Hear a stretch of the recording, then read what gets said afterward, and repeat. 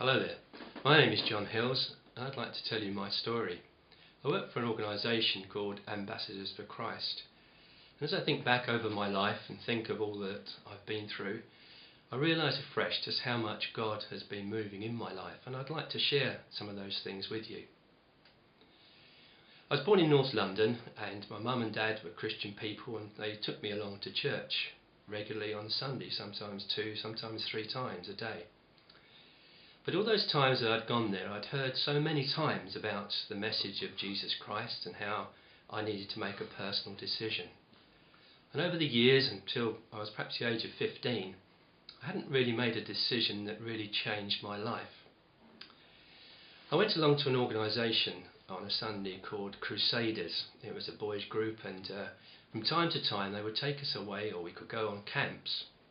And one particular year when I was 16, I went along to a camp, a Crusader camp, which was not so much a camp, it was a sailing holiday on the Norfolk Broads. Just before I went there, I remember I had gone to work by the time I was aged 15. I remember my mum saying to me one breakfast time as we were talking about me being a Christian.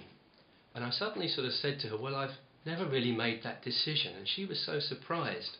She thought that I'd made that decision many years before. And the fact that my mum was upset by that made me really think more seriously about my life and my Christian decisions.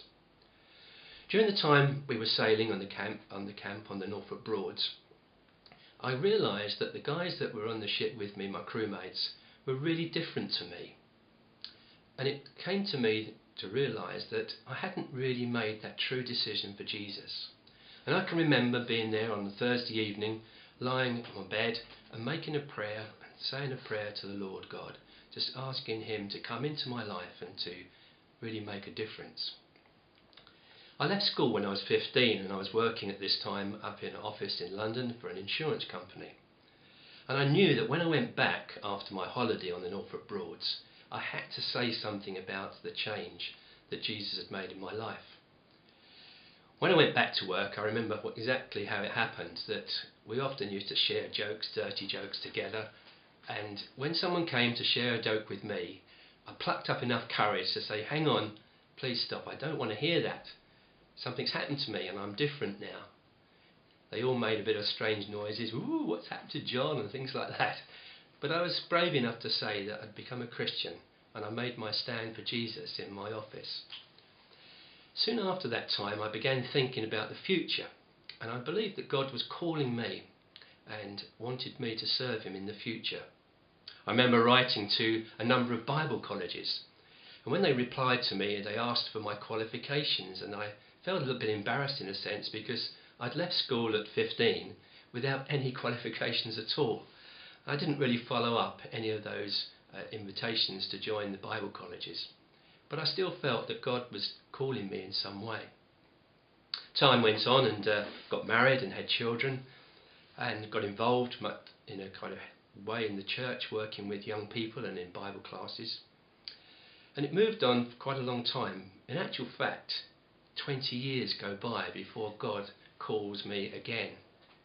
I sometimes look back on that time of my life and think, well, why did it take so long? And I realise now that God's timing is always perfect. And what happened was that the changes needed to take place in my heart and life before I could serve God in the way that He would want me to. Towards the end of this time, I was in my mid-30s, I can remember I was the church secretary at the time, and we were looking for a pastor to come and work with our church. This had gone on for a number of years, and we hadn't felt that the right person had come along yet. One particular Christmas time, something was going to happen which would dramatically change my life. I remember it quite clearly. We were there together on Christmas Eve. We had a phone call. Something had happened to a family that we knew and worked with in the church. During that particular night, the gas fumes from the boiler had escaped, and carbon monoxide poison had been at work in the house. The father, Andrew, was dead. 6-year-old daughter had died. Chris, the boy, who was the same age as my son Tim, he was in a coma. And Vicky, the mum, she just was in a coma for a little while but had come to. We heard about this, and she contacted me and asked me to go and speak with her. I remember going to the hospital and speaking with her.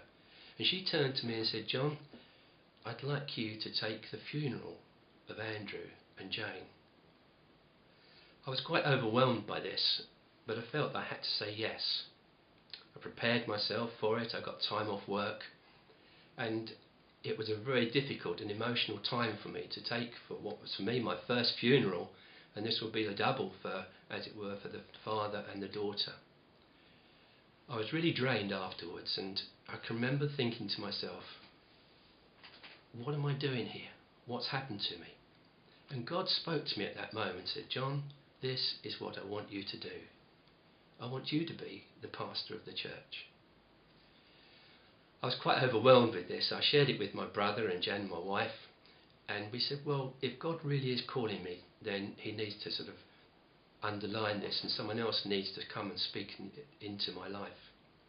During this time, after this event had happened, it was a period of probably 5 months.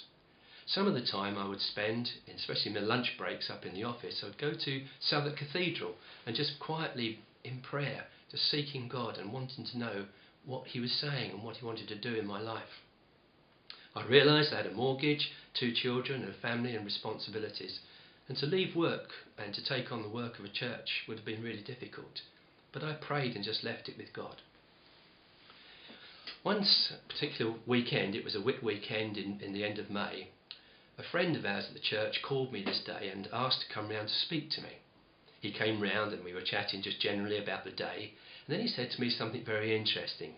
He said when he was out doing the gardening, God had spoken to him and told him to come round to see me. He came round and spoke to me and said, "You know that we're looking for a pastor. Well, God has said to me, have you ever thought of looking in the mirror?" Well, when this gentleman said this to me, I sort of smiled and he wondered what my reaction would be. And I shared with him exactly what had been going on in the previous few months. And he was mightily relieved that he had heard from God and got it right. But how could that work out? As I said to you a moment or two ago, I had family and responsibilities. We prayed about it on that particular Monday night, Whit Monday night, that God would work it out for us if it was his will. The next day, I went to work and was told there was a management meeting. I went along to this management meeting, I can recall it quite vividly, walked into the room, the chairs were there in a sort of semicircle, and there were bits of paper on each of the chairs.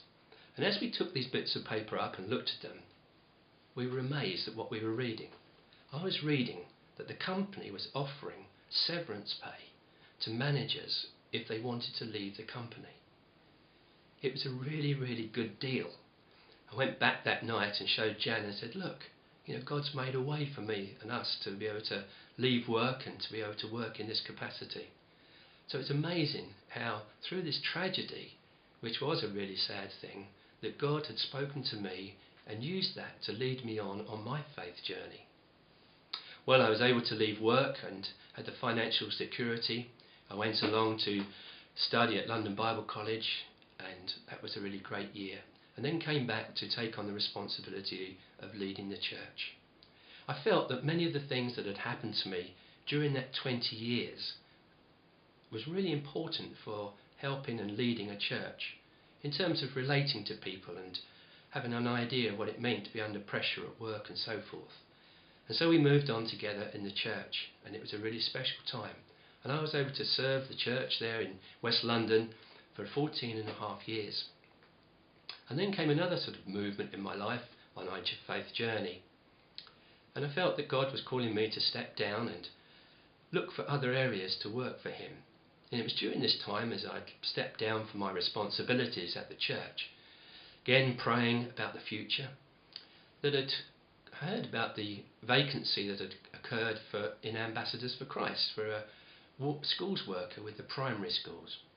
I contacted the director of Ambassadors, who was a friend of ours, Colin Salter, and asked him if he felt I was a bit too old to come down and do the work, but he very graciously replied he didn't think I was. So I made the application and came down for an interview and took up the position of working with Ambassadors for Christ. And that was just how God had moved in my life to bring me to the situation that I find myself in now. I think if I look back on my life, one of the words and verses from the Bible which is really special for me is this. It says, "Trust in the Lord with all your heart, and do not lean on your own understanding. Commit your way to the Lord, and He will direct your paths." And as I look back on my life, I really see those words to be so true, and that the faith journey that God has brought me through come together to that point where I truly know that I've been doing the will of God in the place that He's called me to be. Thank you for listening.